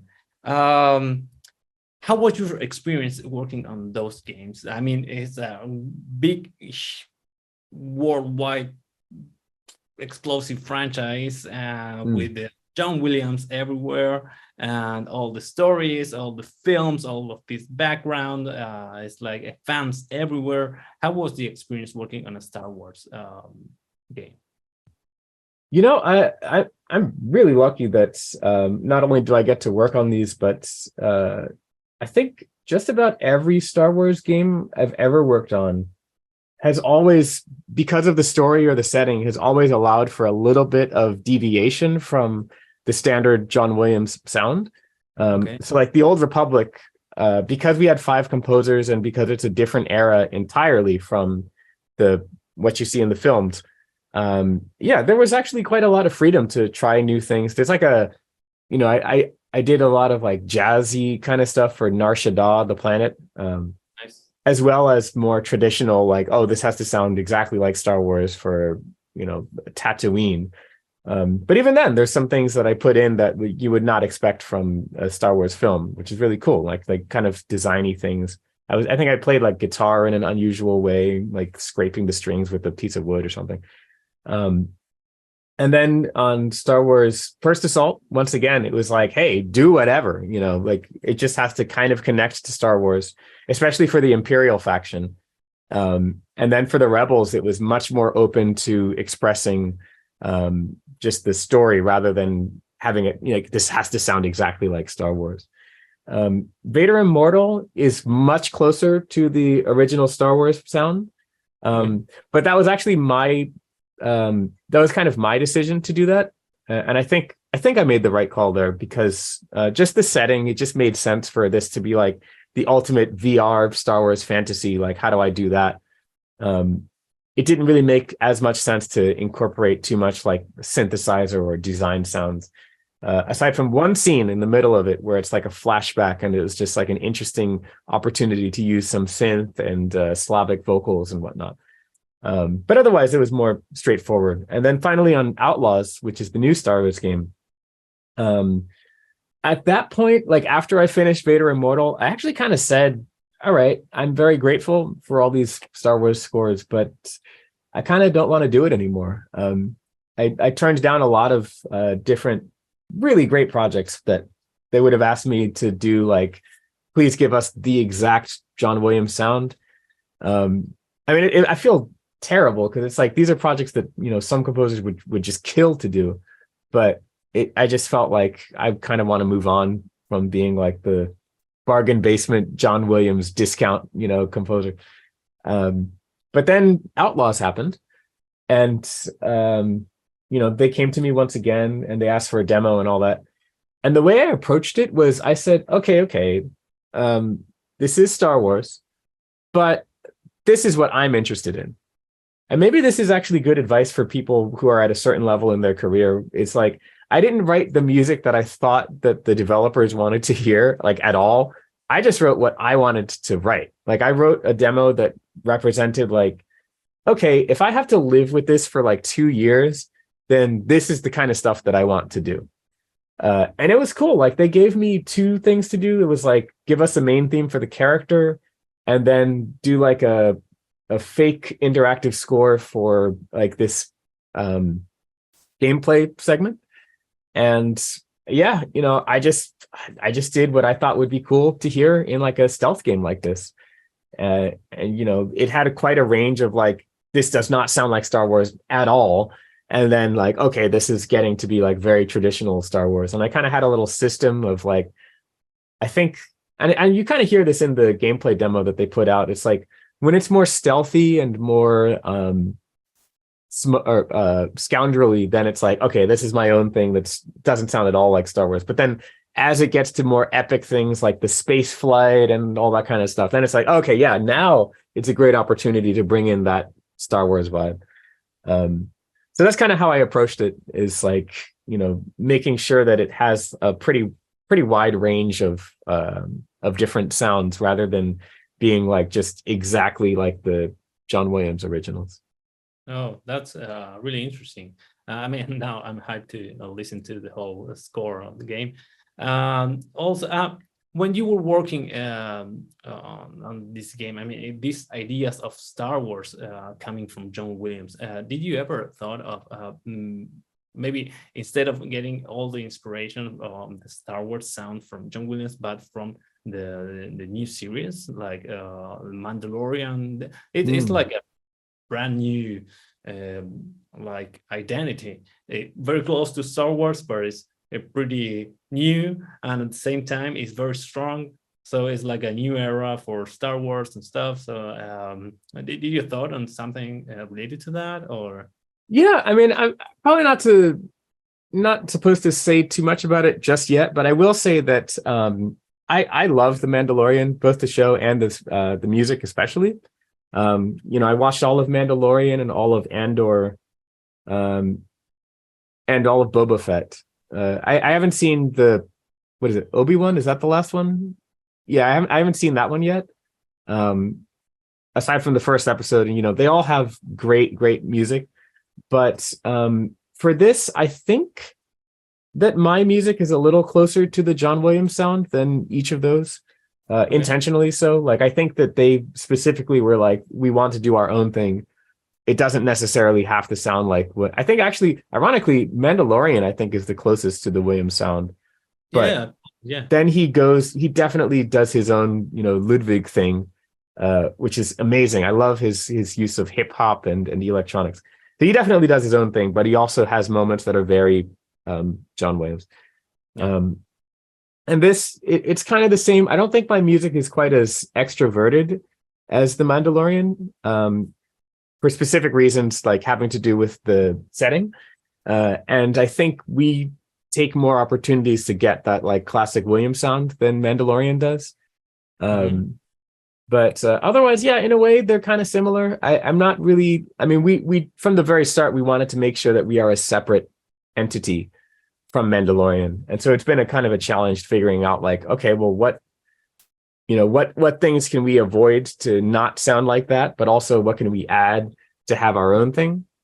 So it's like I'm still writing the Outlaw score, like, as we speak, literally on my monitor right now. So like, it's still a challenge to figure that out. But I think so far we've done an okay job of differentiating, and it's just like expanding on that. Awesome. Will be exciting to hear all that, all the results. Thank you. Yeah, definitely. Oh, before this question, what would you like to share about Mortal Kombat 1 and this? Well, you have been talking about Star Wars Outlaws, but what would you like to share to us about those games? What do you think? Please play it. That's all I can say. I mean, Mortal Kombat is so much. It's so much fun being on this side of Ed Boon on Twitter. Like, I feel terrible for everyone who has to deal with Ed Boon trolling everyone. Like, he just types the weirdest things on Twitter, and then everyone's like, "What does it mean? What does it mean?" And so it's great, like, knowing the truth. It's a really cool story. It's in a way a bit more focused than MK11 in terms of the setting, which let me kind of dive a little bit deeper into certain types of sounds.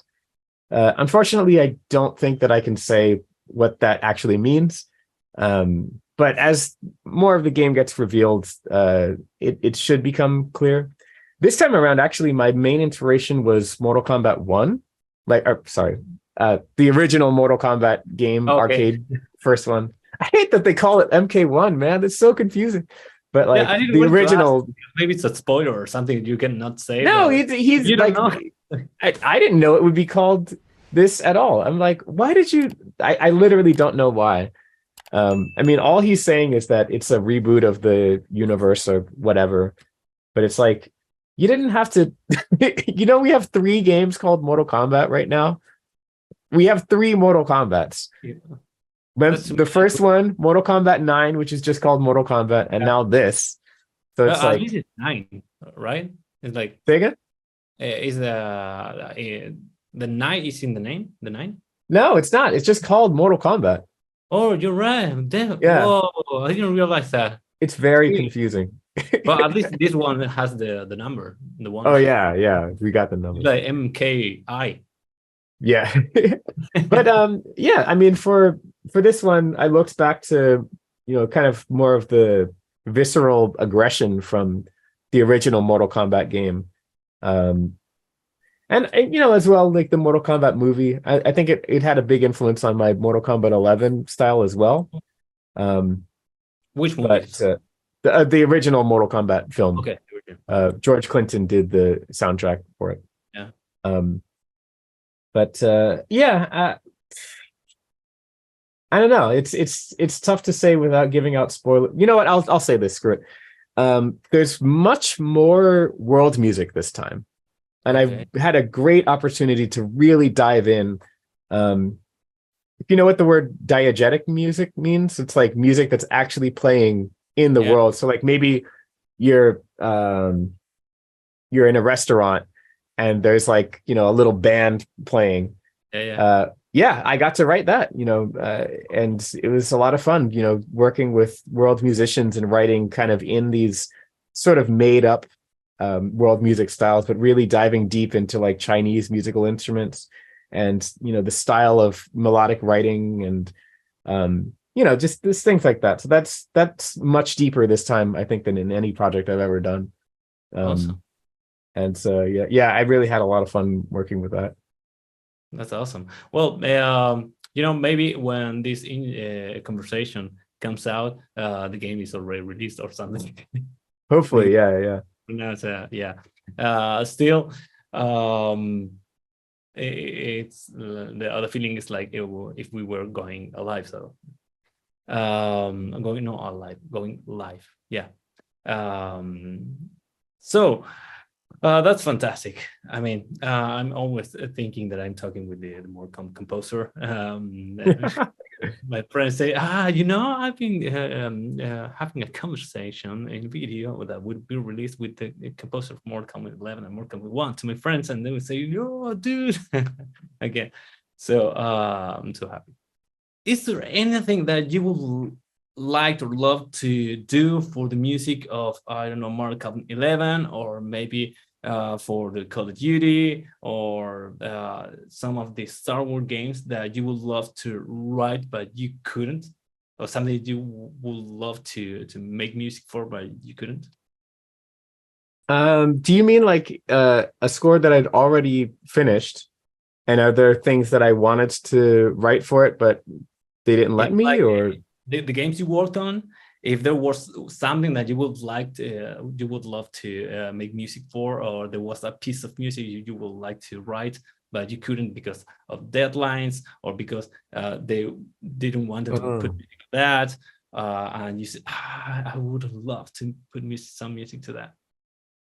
Like, I don't know, the Scorpion theme or something. Maybe. I mean, that's a tough one.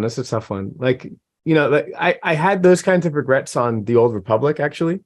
And that was a difficult lesson, realizing that you only get one chance to score a game, and then it's like, all right, the game is shipped, and you can't, like, they're not going to let you patch in like more music or anything like that. So you have to kind of every single thought you have, you got to put it in somewhere. Otherwise you'll be very disappointed with yourself later on.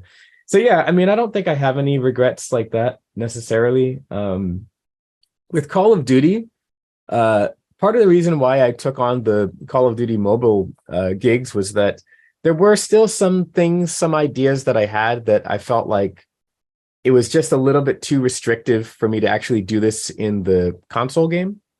So like for the first one, the first time I did a Call of Duty mobile season, I explored just more overt military heroism. So it sounds a lot more. I think it's like season 9 main theme. It's probably on YouTube somewhere.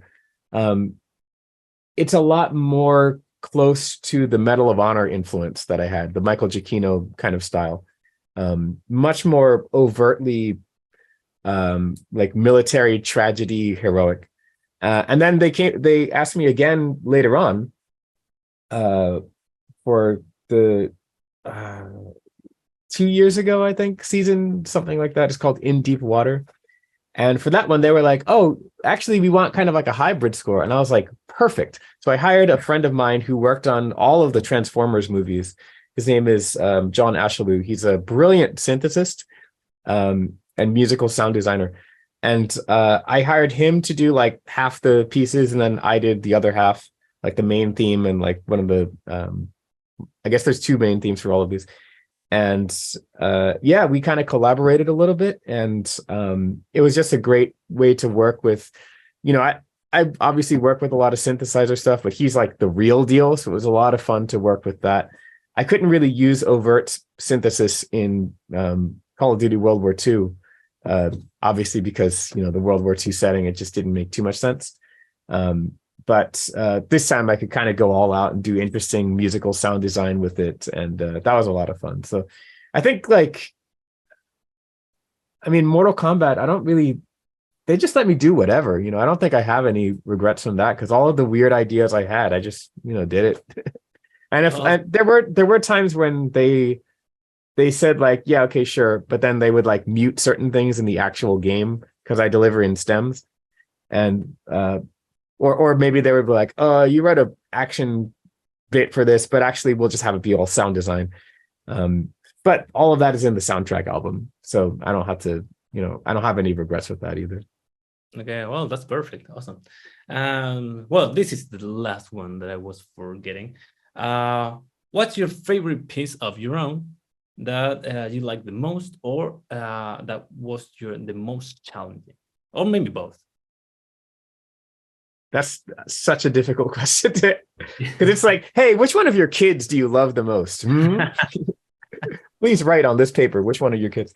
No, I mean, I was actually asked this a couple weeks ago, and the answer I gave was that when I was working on Star Wars First Assault, which is that final LucasArts project, the first thing I did was I wrote the Imperial theme. You can actually find this on YouTube somewhere. Someone's somehow gotten it out of the game. It's called,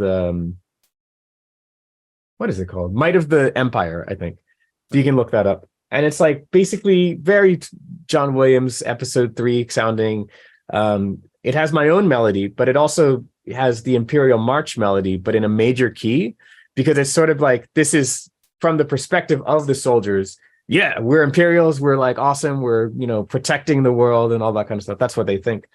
And I did that.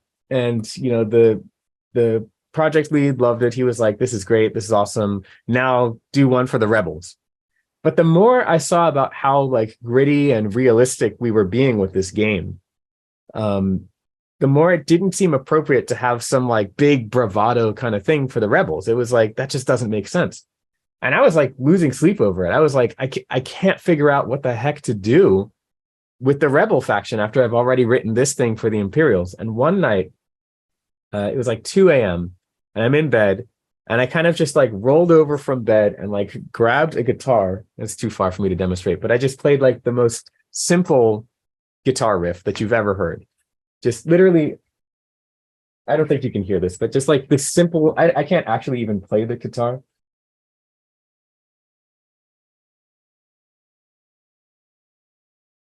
Something like that. Very simple thing. And I just kind of played that over and over again. And a melody just kind of came to me.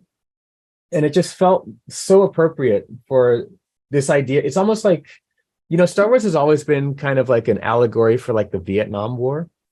And it felt more like this is the kind of protest song that would have emerged from the galaxy somewhere, from these rebels who were like, we're tired of Imperials telling us what to do and invading our country and destroying our culture and all that. so it just stemmed from that. And then I brought it into work the next day, and then I started writing, and it was very difficult, but in the end, it's one of my favorite pieces that I've written for a game. Interestingly enough, I think I forget if this is before or after I did the Lara Croft score, but the audio director from Crystal Dynamics at the time, we were actually really good friends, and so I went over to his house, and I think I showed him like some of my demo reel stuff, and he was like, "Hey, what do you think of this?" And he immediately said, "That piece, you need to put that as the very first thing on your demo reel." I'm like, "Really? But it just starts with guitar." "I don't care. That has to be the first thing, no matter what." And he was right. I think it's still, even to this day, like the first thing that you hear, on most of my demo reel things, because it's just not something you expect from a game. It's just very personal, very, very simple, kind of like my friend Peter McConnell's idea. It's just like, just dial it back, do less, start with that simple, and then, the complexity will find itself later on. Awesome. Well, that's a great story. I mean, and this is a perfect story for closing our conversation. Yeah. Putting all together, all in the simplest form and expression.